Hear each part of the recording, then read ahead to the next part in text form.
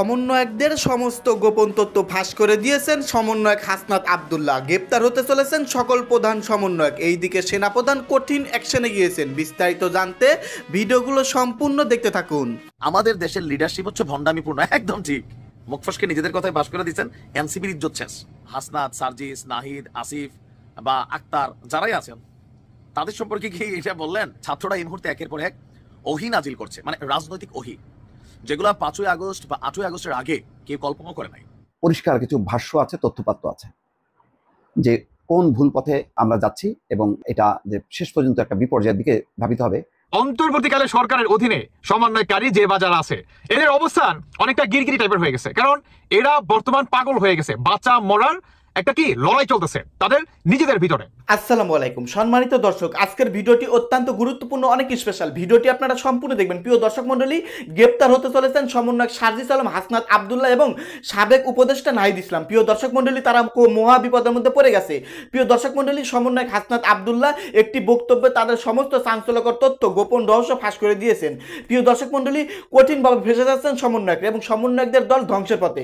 প্রিয় দর্শক মণ্ডলী, এইদিকে সেনাপ্রধান জেনারেল ওয়াকারুজ্জামান সমন্বয়কদের উপর কঠিনভাবে ক্ষিপ্ত হয়েছেন, তাদের বিরুদ্ধে কঠিন অ্যাকশনে যাচ্ছেন। শেখ হাসিনা আবার ক্ষমতা ফিরে পেতে পারে। এদিকে ডক্টর মোহাম্মদ ইউনূসের পতন এবার নিশ্চিত হয়ে গেছে। যাই হোক দর্শক, বেশি কথা বাড়াবো না, আজকের এই ভিডিওটি সম্পূর্ণ দেখলে আপনারা বিস্তারিত বুঝতে পারবেন। তো বেশি সময় নষ্ট না করে আমরা মূল ভিডিওতে চলে যাই। আপনারা মনোযোগ সহকারে ভিডিওগুলো সম্পূর্ণ দেখতে থাকুন। একটু 7 মাস পেছনে নিয়ে যেতে চাই। আমাদের ছাত্র জনতার যে অভ্যুত্থান হয়েছিল, সেই অভ্যুত্থানের প্রথম ধাপটা কি ছিল? কোটা আন্দোলন, ঠিক কিনা? নাকি আমি ভুল বলছি? কোটা আন্দোলনে যখন আবু সাইদ তিনি নিহত হলেন, তখন থেকে আন্দোলনের প্রেক্ষাপটটা পরিবর্তন হতে লাগলো। এরপর ধাপে ধাপে 10 দফা, 9 দফা, 7 দফা, ফাইনালি ছিল 1 দফা। ওই সময়টাতে সংস্কার এই শব্দটা কে শুনেছেন? এই টোটাল আন্দোলনের প্ল্যাটফর্মে একটাই দাবি ছিল তৎকালীন প্রেক্ষাপটে, যারাই রাজপথে নামছে, রাজনীতিবিদ, কৃষক, শ্রমিক, ছাত্র জনতা, প্রত্যেকের একটা দাবি ছিল যে শেখ হাসিনার পতন। এর বাহিরে বাংলাদেশে নতুন রাজনৈতিক দল গঠিত হবে, সংস্কার হবে বা আরো বিভিন্ন কিছু হবে। এই কনসেপ্টটা আমাদের এই ছাত্র নেতারা তারাও বলে নাই, তারা ডিবি অফিসে ছিল, এরপরে বের হয়ে আন্দোলনে নতুন গতি আনছে। অথবা ওই মুহূর্তে বাংলাদেশ এই শব্দটার সাথে পরিচিত ছিল না। আমরা পরিচিত হলাম কখন? যখন ডক্টর ইউনূসের নেতৃত্বে এই ছাত্ররা সহ যে উপদেষ্টা পরিষদ গঠিত হলো, তখন আমরা শুনলাম যে সংস্কার দরকার, জাতীয় রাজি হলো। হ্যাঁ, বাংলাদেশকে আগামী দিনে ফেসিবাদ মুক্ত রাখতে, রাজনীতির অপব্যবহার না করতে, সরকারি পদ পদবি ক্ষমতার অপব্যবহার না হতে, প্রশাসন যেন অপব্যবহৃত না হয়, সেই জন্য সংস্কার দরকার। কিন্তু জাতীয় নাগরিক পার্টির আহ্বায়ক মোহাম্মদ নাহিদ ইসলাম তিনি বলছেন যে সংস্কার করার জন্যই মানুষ রক্ত দিয়েছিল, এই কারণে ওই সময় দেশে গণ অভ্যুত্থান হয়েছিল। আছে কোনো কথা? ওই সময় কি আমরা জানতাম নাহিদ তারা রাজনৈতিক দল গঠন করবে? তাহলে এদেরকে কেউ সাপোর্ট করতো না। বিশ্বাস করেন, বিএনপি রাজপথে খুব বেশি সফল হয় না। কেন? জনগণ ভাবতো তখন যে ভাই এদের উদ্দেশ্য ক্ষমতায় যাওয়া। জনগণের দাবিটা ওই মুহূর্তে পাবলিকের মধ্যে বিশ্বাস হয় নাই। জামাতও সেম ছিল, অন্যান্য রাজনৈতিক দলগুলো সেম ছিল।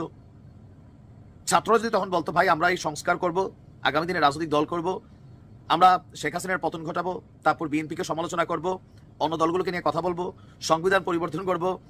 এখন যেই যে ইস্যুগুলো জামাতের সাথে মিলে, 1971, সংবিধান আর বিভিন্ন বিষয়, জামাত এগুলোতে ঝাঁপায়া পড়ে। আবার যখন নাহিদ ইসলাম জামাতকে নিয়ে বলে যে এই টাইপের রাজনীতি বাংলাদেশের মানুষ চায় না, এই ধর্মভিত্তিক রাজনীতি এগুলো বাংলাদেশের মানুষ খাবে না, এদেরকে ভোট দিবে না, তখন জামাতের খুব গায়ে লাগে। যখন মাহফুজ জামাতকে খোঁচা মারে, তখন গায়ে লাগে যে জামাত 71-এ যুদ্ধাপরাধী করছেন। কিন্তু যেগুলো জামাতের পক্ষের, জামাত মোটামুটি রাজি। আরো বিভিন্ন যে ছোটখাটো রাজনৈতিক দলগুলো আছেন। এখন এই মুহূর্তে নাহিদ ইসলাম গতকালকে সিরাজগঞ্জের শহরের যে বাজার স্টেশন বিজয় সৌধ চত্বরে জাতীয় নাগরিক পার্টির একটা ইফতার পার্টিতে ভার্চুয়ালি যুক্ত হয়ে তিনি যে বক্তব্য দিয়েছেন, এ নিয়ে আমরা দেখছি মিডিয়াতে ব্যাপক ক্ষোভ, বিক্ষোভ, আলোচনা, সমালোচনা, সমর্থন, নানান ধরনের কমেন্ট হচ্ছে। কেউ কেউ বলছে যে ছাত্ররা এই মুহূর্তে একের পর এক ওহি নাজিল করছে, মানে রাজনৈতিক ওহি, যেগুলো 5ই আগস্ট বা 8ই আগস্টের আগে কেউ কল্পনা করে নাই। যতদিন যাচ্ছে তারা তাদের রাজনৈতিক দল ভারী করছে, অন্য দলগুলোকে রাজনৈতিকভাবে আক্রমণ করছে, কটূক্তি করছে, তাদের বিরুদ্ধে হচ্ছে, নানান জায়গায় নানান ধরনের অ্যাক্টিভিটিস হচ্ছে। তারা তাদের যে রাজনৈতিক আদর্শ, এজেন্ডা বা গণপরিষদ নির্বাচন, সংবিধান পরিবর্তন, আরো ব্যাপক সংস্কার, আরো বিভিন্ন বক্তব্য যেগুলো আসছে, জনগণের একাংশ মনে করছে যে ভাই আপনারা যেহেতু মনে করেন জনগণ আপনাদের সাথে আছে, তো ব্যাটার হচ্ছে নির্বাচন হয়ে যাওয়া। নির্বাচন হয়ে গেলে আপনারা ব্যাপক সমর্থন পাবেন, মানুষ আপনাদেরকে ভোট দিবে, আপনারা সংসদে যাবেন, ফুল জনগণের ম্যান্ডেট নিয়ে আপনারা তখন রাষ্ট্র ক্ষমতায় বৈশা একের পর এক সংস্কার করেন, আওয়ামী লীগের বিচার করেন, শেখ হাসিনা ফাঁসিতে ঝুলান, আর যা যা করার দরকার করতে পারবেন। কিন্তু ডক্টর ইউনূসের মাথায় কাঁঠাল রেখা এটা ভাঙ্গা ভাঙ্গা খাওয়ার যে পরিকল্পনা বা পেছন থেকে ডক্টর ইউনূসের যে সমর্থন, এগুলা জাতি পজিটিভলি নিচ্ছে না। জাতি যদি মনে করে যে সংস্কার চায়, মানুষ গণপরিষদ নির্বাচন চায়, সংবিধানের পরিবর্তন চায়, ৭১-এ ২৪কে একসাথে গলায় ফেলা, এরকম বিভিন্ন বিষয়গুলো মানুষ চায়, তো আপনারা নির্বাচনে আসেন, আপনাদেরকে ভোট দিবে। এখন বলা হচ্ছে যে যদি পরিবর্তনই না হয় তাহলে কেন এত মানুষ রাস্তায় নেমে রক্ত দিয়েছিল? রাষ্ট্রের সংস্কার এবং মৌলিক পরিবর্তন হতে হবে। বাট বিএনপির বক্তব্য, না, আগে নির্বাচন হওয়া উচিত, সংস্কার চলমান প্রক্রিয়া, যে সরকার ক্ষমতায় আসবে করবে। নাহিদ ইসলাম বলছেন আবার যে ভাই আপনাদের উপর বিশ্বাস নাই, বিএনপির নাম নাই, যে যারা পাশ করে ক্ষমতায় আসবে এরা সংস্কার করবে, এরা বিশ্বাস করে না। তো আপনারা যাদেরকে বিশ্বাস করেন না, নির্বাচন হোক, জনগণ তাদেরকে কতটুকু বিশ্বাস করে সেটা আমরা দেখি। সংস্কার চলমান প্রক্রিয়া, যে এই সংস্কারগুলো না করলেই না, সেগুলো করার পক্ষে আমিও।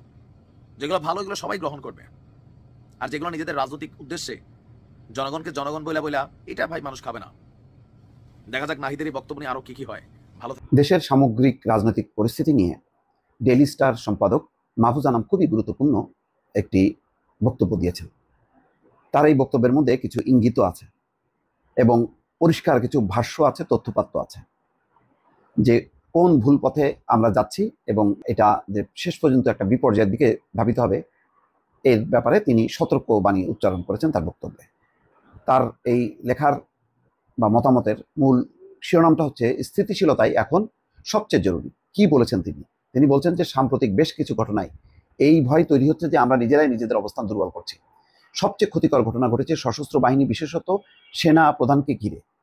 গত কিছুদিন থেকে দর্শক নিশ্চয়ই খেয়াল করেছেন, সেনা প্রধানকে নিয়ে একের পর এক লাগাতার একটি বিতর্ক, যেটা হাসনাত আব্দুল্লাহ তৈরি করেছে। কিছুদিন ধরে সামাজিক যোগাযোগ মাধ্যমে ইনফ্লুয়েন্সারদের একটি মহল সেনাপ্রধানকে ঘিরে আক্রমণাত্মক প্রচারণা চালাচ্ছেন এবং তার অপসারণ দাবি জানাচ্ছেন। কারণ হিসেবে দাবি করা হচ্ছে তিনি ক্ষমতাচ্যুত সরকারের সময় নিয়োগ পেয়েছিলেন, অর্থাৎ শেখ হাসিনার আত্মীয় হিসেবে তিনি নিয়োগ পেয়েছিলেন। প্রাতিষ্ঠানিক পদে নিয়োগ দেওয়া যে কোনো সরকারের নৈমিত্তিক কার্যক্রমের অবিচ্ছেদ্য অংশ। কাজেই শুধু জুলাই গণঅভ্যুত্থানের আগে নিয়োগ পেয়েছিলেন বলেই সেটাকে প্রশ্নবিদ্ধ করা উচিত নয়, বিশেষ করে সশস্ত্র বাহিনীর মতো জাতীয় নিরাপত্তা রক্ষাকারী প্রতিষ্ঠানের ক্ষেত্রে। আচ্ছা, তারপরেও প্রশ্ন তোলা যায়, কিন্তু এই ওয়াকারুজ্জামান বিন্দুমাত্র চেষ্টা করেছে? যখন নাকি দুপুর পর্যন্ত লড়াই করছিল পুলিশ ছাত্র জনতার বিরুদ্ধে, সেনাবাহিনী লড়াই করেছে? সেনাবাহিনী বরং তখন ছাত্র জনতা সেনাবাহিনী ট্যাঙ্কি উঠে উল্লাস করছে, সমস্ত অবরোধের রাস্তাগুলো খুলে দিয়ে বলছে যে ঢোকো, সমর্থন দিয়েছে। তাহলে সেনাপ্রধানের ভূমিকা পুলিশের মতন কেন ছিল না? তখন সেনাপ্রধান কে ছিল? সুপ্রিম কমান্ড ছিলেন তখন জেনারেল ওয়াকারুজ্জামান নিজে। তার আগে যে ক্যান্টনমেন্টে বৈঠক করেছে, সেই বৈঠকের সুর কি ছিল? এটা কি শেখ হাসিনার পক্ষের? এটা সবাই জানে এই ইতিহাসগুলো। এখন এই ইতিহাসগুলো উল্টে দেওয়া হচ্ছে, খুবই দুঃখজনক। সাম্প্রতিক এই বিতর্কের সূত্রপাত হয় গণঅভ্যুত্থানের নেতৃত্ব দেওয়া অন্যতম ছাত্রনেতা হাসনাত আব্দুল্লাহর ফেসবুক পোস্ট থেকে। তিনি গত ২১শে মার্চ ফেসবুক পোস্টে ১১ই মার্চ সেনাপ্রধানের সঙ্গে হওয়া একটি বৈঠকের বিষয় লিখেছেন, যেখানে সেনাপ্রধান নাকি বলেছিলেন ছাত্র জনতার উপর সংগঠিত নৃশংসতার দায় স্বীকার, অপরাধ এবং দুর্নীতি এবং ক্ষমতার অপব্যবহারকারীদের বহিষ্কার করে রিফাইন্ড আওয়ামী লীগকে আগামী নির্বাচনে অংশগ্রহণের সুযোগ দেওয়া যেতে পারে। হাসনাত তার পোস্টের মাধ্যমে সেনাপ্রধানের এমন প্রস্তাব প্রত্যাখ্যান করেন এবং বিষয়টি সামাজিক যোগাযোগ মাধ্যমে তুলে ধরায় স্বভাবত ব্যাপক আলোচনা সমালোচনার শুরু হয়। এর ফলে নানা প্রশ্ন উঠেছে, যার মধ্যে অন্যতম হয়েছে যে ঘটনা ১০ দিন পর কেন এই প্রসঙ্গ তোলা হলো? কেন এই বক্তব্য দলীয় প্ল্যাটফর্মের বদলে হাসনাতের ব্যক্তিগত ফেসবুকে দেওয়া হলো? কেন দলের সহকর্মীদের সঙ্গে আলোচনা না করে এমন পোস্ট দেওয়া হলো? হাসনাত বয়সে তরুণ হলেও রাজনৈতিক ব্যক্তিত্ব বিবেচনায় এমন একটি গুরুত্বপূর্ণ প্রতিষ্ঠান এবং তার প্রধানকে নিয়ে বিতর্ক তৈরি করলে এর পরিণতি কি হতে পারে সেটা জানার কথা। এই সুযোগে কিছু ব্যক্তি সেনাবাহিনীর বিরুদ্ধে কুৎসিত, বিপজ্জনক এবং অপমানজনক মন্তব্য করেছেন, যার একমাত্র উদ্দেশ্য হতে পারে বিশৃঙ্খলা সৃষ্টি হতে পারে। অতীতে আমাদের সশস্ত্র বাহিনী যত ভুলই করুক না কেন, অন্তর্বর্তী সরকারের প্রতি তাদের গুরুত্বপূর্ণ সমর্থন এবং আইন শৃঙ্খলা রক্ষায় তাদের দিনরাত পরিশ্রমের জন্য প্রশংসার দাবিদার। আমাদের বুঝতে হবে, এই কার্যত শর্তহীন সহযোগিতা ছাড়া অন্তর্বর্তী সরকার কাজ চালিয়ে যেতে পারতো না। আজকে যদি সেনা বাহিনী উইথড্র হয়ে যায়, একবারে আইন শৃঙ্খলা পরিস্থিতি ভেঙে যাবে, যেটা আমরা এখনো টের পাচ্ছি না। সশস্ত্র বাহিনী ক্ষমতা দখল করতে চাইছে, সেনাপ্রধান ক্ষমতা দখলের পরিকল্পনা করছেন, এমন অভিযোগের সঙ্গে বাস্তবতার কোনো মিল নেই। এমনকি এই ধরনের তথ্য বা দূরবর্তী ইঙ্গিত নাই, বরং এখানে জেনে বুঝে উস্কানি দেওয়ার একটা প্রচেষ্টা লক্ষণীয়। জেনারেল ওয়াকারুজ্জামান একাধিকবার বলেছেন, সেনাবাহিনী ব্যারাকে ফিরে যাওয়ার অপেক্ষায় এবং অন্তর্বর্তী সরকার যতদিন বলবে তার বাইরে একদিনের বেশি মাঠে থাকতে চায় না, একদিনের বেশি তারা মাঠে থাকতে চায় না। তাহলে কেন এত গুরুত্বপূর্ণ একটি প্রতিষ্ঠানের প্রতি এমন হামলা, যারা অতীতেও পাশে ছিল, এখনো আছে, সেনাবাহিনী যদি সত্যি ক্ষমতা নিত, তাহলে 5ই আগস্ট শেখ হাসিনা পালিয়ে যাওয়ার পর 8ই আগস্ট পর্যন্ত কোনো সরকার ছিল না। ওই সময়টা ছিল একটা বেস্ট সময়। ওই সময় কি তিনি পারতেন না? ওই সময় কি জনতার সাপোর্ট দিতেন না? সাপোর্ট দিতেন। সমস্ত রাজনৈতিক দল বলতেন যে ওকে, টেক ওভার করেন, কিন্তু সেনাবাহিনী রাজি হয়নি। তাহলে ওই সময় যখন কি বলতে গেলে একেবারে মুক্ত, ওই সময় তো তিনি ইচ্ছে করলেই পারতেন। তাহলে তারপরেও কেন এই আচরণ করা হচ্ছে বা এই ধরনের ঘটনা হচ্ছে? বোঝাই যাচ্ছে যে মহল বিশেষ একটা বিশেষ উদ্দেশ্যে সেনাবাহিনীকে বিতর্কিত করতে চায়, সেনাপ্রধানকে বহিষ্কার করতে চায়, যাতে একটা বিশৃঙ্খলা তৈরি হয় এবং উগ্রবাদিতা এখানে ঘটুক, এবং এর সুযোগ নিতে পারে ভারত। কারণ এখানে একটা বিশৃঙ্খলা সৃষ্টি হলে ভারতের পক্ষে ইন্টারাপ্ট করা সুবিধা হবে, এবং তখন আন্তর্জাতিক মহল বলবে যে তুমি তাড়াতাড়ি দেখো বাংলাদেশকে। ট্রাম্প তো বলবে যে আমরা বাংলাদেশ নিয়ে আমাদের মাথা কামানোর সুযোগ নেই, ভারত মুভ করুক। তেমনই কি তাহলে ভারতের সুবিধার জন্যই কি এরকম একটা বিশৃঙ্খলা করার তৈরি হচ্ছিল? এরকম নানান রকম সন্দেহ আছে। তো যাই হোক, এখন মানে আসার ব্যাপার হলো যে মানুষ একটু বিভ্রান্ত হলেও ট্রাপে পা দেয়নি। মানুষ কিন্তু বুঝতে পারছে যে এখানে ডালমে কুচ কালা হয়। তো মাহফুজ আনামের এই বক্তব্যটা এই সময় অত্যন্ত গুরুত্বপূর্ণ। আমাদের বাংলাদেশের আপনার অন্তর্বর্তীকালে সরকারের কিংবা বিশেষভাবে সমন্বয়কারীরা তারা কেন বর্তমান আওয়ামী লীগকে ঠেকাচ্ছে না, কিংবা আওয়ামী লীগ যে এত বড় একটা আপনার মিছিল কিংবা এত বড় একটা আপনার সমাবেশ তারা করলো, সেখানে কেন পুলিশ বাহিনী, সেনাবাহিনী, কেন আদার্স অন্য পাবলিক এদেরকে কাউন্টার দিচ্ছে না বলেন তো? এটার পিছনে সবচেয়ে বড় রিজন কি? এটার পিছনে সবচেয়ে বড় রিজন হচ্ছে আমাদের বাংলাদেশের যে আরেকটা বড় রাজনৈতিক দল, সেটা হচ্ছে বিএনপি। আমি বলতে চাই এখানে আপনারা বা যারা নাকি আওয়ামী লীগ সমর্থক আছেন ভাই, আপনারা মানে বিএনপি কে ধন্যবাদ দিয়েন, কেমন? আর অন্তর্বর্তীকালে সরকারের অধীনে সমন্বয়কারী যে বাজার আছে, এদের অবস্থান অনেকটা গিরগিরি টাইপের হয়ে গেছে। কারণ এরা বর্তমান পাগল হয়ে গেছে। বাঁচা মরার একটা কি লড়াই চলতেছে তাদের নিজেদের ভিতরে। কি সেই বাঁচা মরা লড়াই? কারণ তারা জানে যে বর্তমান যদি আমরা আওয়ামী লীগকে কিংবা আওয়ামী লীগের কোনো সমাবেশকে আমরা কাউন্টার দিতে চাই, তাহলে আমাদের যে সামনে রাজনৈতিক দল কিংবা আমাদের তো ভোট কালেক্ট করতে হবে, আমাদেরকে তো জনগণের আস্থা জোগাতে হবে। কারণ আমরা তো সেই আস্থা নষ্ট করে ফেলছি। অতএব আওয়ামী লীগের যে একটা ভালোবাসা জনগণের মনের ভিতরে এখন পর্যন্ত আপনার 60 থেকে প্রায় 50% মানুষের ভিতরে এখন পর্যন্ত আছে। তাই এই ভালোবাসাটাকে আমাদের নষ্ট করতে হবে, এবং সেই ভালোবাসার জায়গায় আমাদের এই এনসিপির যেই দলটা, এই দলটার ভালোবাসা কি প্রতিষ্ঠিত করতে হবে। বিধায় তারা বর্তমান আওয়ামী লীগের কোনো আপনার মিছিলে কোন, সমাবেশে কোন, তারা কোনো আইনত বাধা বা জটিলতা সৃষ্টি করতেছে না। পুলিশ কোন, প্রশাসন কোন, সেনাবাহিনী কোন বা আদার্স যে সমস্ত রাজনৈতিক দল আছে, তারা কেউ বর্তমান আওয়ামী লীগের এই আপনার সমাবেশকে ঘিরে কিংবা প্রতিনিয়ত আওয়ামী লীগ একের পর এক ঝটিকা মিছিল কোন, এটা কোন, ওটা কোন, একের পর এক কিন্তু আওয়ামী লীগ কিন্তু করতেছে, এবং সেখানে সবচেয়ে মজার বিষয় হচ্ছে কোনো আইনত জটিলতা থাকছে না।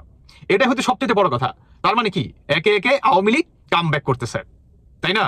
দেখতে পারবেন আপনারা সামনে, আরো দেখতে পারবেন অন্তর্বর্তীকালে সরকারের মানে ডক্টর ইউনূস এই আপনার উপদেষ্টাদের একের পর এক বহির্বিশ্বে থেকে যেই চাপ সৃষ্টি হচ্ছে সামনে, বা আপনার মোটামুটি 1 থেকে 1.5 মাসের ভিতরে দেখবেন, বা ঈদের পর থেকেই দেখবেন বড় একটা ধামাকা অন্তর্বর্তীকালের সরকারের মনে করেন ভিতরে বড় একটা ধামাকা লেগে যাবে, দেখতে পারবেন।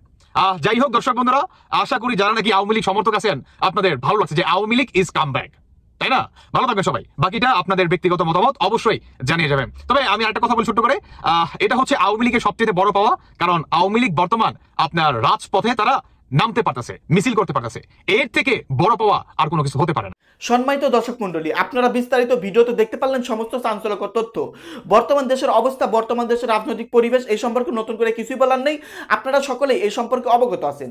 প্রিয় দর্শক মন্ডলী, এরই মধ্যে সমন্বয়ক হাসনাত আব্দুল্লাহ তিনি নাকি একটি বক্তব্যে তাদের একটি গোপন চাঞ্চল্যকর তথ্য ফাঁস করে দিয়েছেন, এমনই সোশ্যাল মিডিয়াতে তোলপাড় হচ্ছে। এই বিষয়টাকে কেন্দ্র করে আজকের এই ভিডিওটি বানানো। সেই সাথে সমন্বয়কদের দল এখন হুমকির মুখে পড়েছে, তারা মহা বিপদের মধ্যে পড়ে গেছে। প্রিয় দর্শক, সেনাপ্রধান জেনারেল ওয়াকারুজ্জামান কিন্তু বরাবরই কিন্তু চাচা শেখ হাসিনাকে পুনর্বাসন করার জন্য, এটা কতটুকু সত্য আমি জানি না, কিন্তু সেনাপ্রধান জেনারেল ওয়াকারুজ্জামান সমন্বয়কদের উপর কঠিনভাবে ক্ষিপ্ত হয়েছেন। শেখ হাসিনা, আওয়ামী লীগ আবারও পুনর্বাসন হওয়ার সম্ভাবনা আছে। এইদিকে ডক্টর ইউনূস পতন হয়ে যাবে 100%, এমনটাই অনেকেই বলতেছে। যাই হোক দর্শক মন্ডলী, এই সম্পর্কে বেশি কিছু বলতে চাই না, আপনারা ভিডিওর প্রতিবেদনে দেখে ফেলেছেন। দর্শক, এই সম্পর্কে যদি আপনাদের কোনো মন্তব্য থেকে থাকে তাহলে ভিডিওর কমেন্ট বক্সে অবশ্যই লিখে ঝটপট জানিয়ে দিবেন। ভিডিওর সঙ্গে সম্পূর্ণ আকার থাকার জন্য আপনাদের সবাইকে অসংখ্য ধন্যবাদ।